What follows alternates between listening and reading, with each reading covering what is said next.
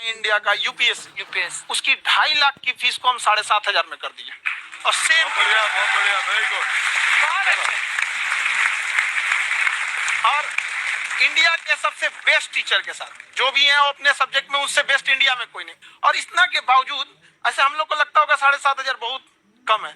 एक लड़की ने कहा कि सर शाम वाले बैच को ना मॉर्निंग में कर दीजिए। हम कहे बाबू तो इतना सबके इंडिविजुअल से तो बैच ट्रांसफर नहीं है, क्या प्रॉब्लम है? उसने कहा ना शाम में हमको दूसरे के यहाँ बर्तन मांजने जाना होता है। तो हम लोग को लगता है कि जितना ये तकलीफ है इससे कई गुना ज्यादा है। और कई बार तो ऐसा लगता है कि वो भी ना ले। एक लड़का बेचारा नदी से बालू निकालता था और वो बालू को भरता था, फिर नाव बालू को किनारे लेके बेचती थी और वो बालू भरता था, उससे मेरी फीस ले आया। हमारा हाथ कांप गया, हम कैसे फीस ले लेंगे यहाँ पर। बहुत बढ़िया। उसी दिन हमने ये प्रण लिया था कि भारत का कोई भी बच्चा उसके सफलता में पैसा उसकी बाधा नहीं बनेगी, चाहे उसको जितना भी पढ़ना रहे। आपका क्या बात। और अर्चना जी मैं इनके बारे में एक बात, खान सर आपके बारे में मैं एक बात कहना चाहता हूँ। इनका जो स्टार्टअप है ये बूटस्ट्रैप्ड है। अच्छा, मैं साधारण भाषा में बता देता हूँ, ये सेल्फ फंडेड है। इन्होंने अभी तक किसी और से पैसा नहीं लिया है। ये इन्वेस्टर के पैसे से नहीं, इन्होंने खुद इसको बिल्ड किया है। और बल्कि इतना स्ट्रॉन्ग स्टार्टअप है ये कि मैं कहूंगा कि अगर इन्वेस्टर्स को इन्वेस्ट करना हो तो मैं इंडोर्स करता हूँ ऐसे स्टार्टअप्स को। यही सब चीजों को देखते हुए कई लोगों ने धमकी भी दिया था वहां पर। अच्छा। और उसके बाद बम चला दिए और 7-8 बम चला दिए। लास्ट हुआ एक बेचारा नया लड़का आया था एडमिशन लेने के लिए, उसकी स्कूटी उड़ा दिया। वो आया था कहा कि सर हम तो पढ़ने आए थे, हमारा स्कूटी उड़ गया। हमारी ऑफिस उड़ा दिए। तो एक तो पास में आके गिरा और नहीं फटा।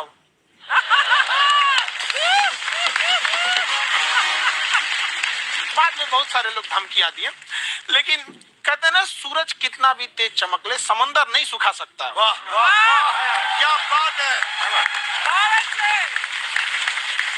मैम एक्चुअली ये फीस कम करने का एक और रीजन है। 2.5 लाख 3 लाख की जो फीस में सब लोग पढ़ाई अफोर्ड नहीं कर पाते। इसलिए वो कुछ ही लोग अफोर्ड कर पाते हैं, तो उनका मेंटल लेवल तो बहुत ऊपर चला जाता है। लेकिन एक पूरे देश का मेंटल लेवल थोड़ा सा स्टेबल नहीं हो पाता। तो जब फीस कम रहेगी तो हर वो लड़का तैयारी करने के लिए आगे आएगा जिसका सपना है देश के लिए कुछ करने का। सीटें लिमिटेड है, उन्हीं को मिलेगी, लेकिन जिन्हें नहीं मिलेगी उसे मिलेगा देश का एक जिम्मेदार नागरिक। तो इस देश को हम लोग विश्व गुरु कहे जाते थे। क्यों? क्योंकि दुनिया से लोग हमारे यहाँ पढ़ने आए थे। चाइना से हैंसांग आया, फायान आया, आज कोई नहीं आता है। हम लोग का उद्देश्य एक समय आएगा जो फिर आएंगे यहाँ पढ़ने के लिए। क्या बात है।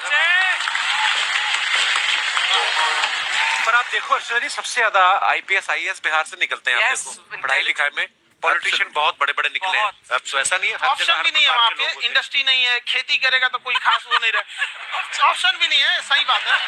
बिहार की मिट्टी में एक चीज है, जिद तो बहुत जबरदस्त है। कुछ भी नहीं रहेगा तो सब कुछ पाने का उसको जिद रहेगा, करके भी दिखा देगा। कर देंगे विवेक सर, आपके बारे में हमने सुना एक बार आप संन्यास लेने चले गए थे। कौन वापस लेके आया आपको? फिर कहाँ तक पहुँच गए थे आप? नहीं, मैं MBA की पढ़ाई के बाद मैं ये सोचा था कि अपना जीवन भगवान की सेवा में समर्पित कर दूं। अच्छा। बहुत साल मैं वृंदावन में रहा था और गुरुकुल में रहा था। अच्छा। और वहाँ सेवा करना बहुत अच्छी शिक्षा मिली। मैं बोलता हूँ मेरी असली MBA वही थी, मोस्ट ब्यूटीफुल एसोसिएशन। वाह। और मैं वहाँ भगवत गीता पढ़ी, जहाँ मुझे गीता से लगाव हुआ। तो मेरे गुरुजी का आदेश था कि आप भगवत गीता को बिजनेस मैनेजमेंट के साथ जोड़ के देश दुनिया में बताओ। मेरे को लगा बड़ा मुश्किल काम है। हमारे बाद में देखा कि डॉक्टर स्टीफन कॉवी, जिनकी किताब है इफेक्टिव पीपल, आप सबने पढ़ी हो, उन्होंने बोला मैंने 7 हैबिट भगवत गीता से लिए।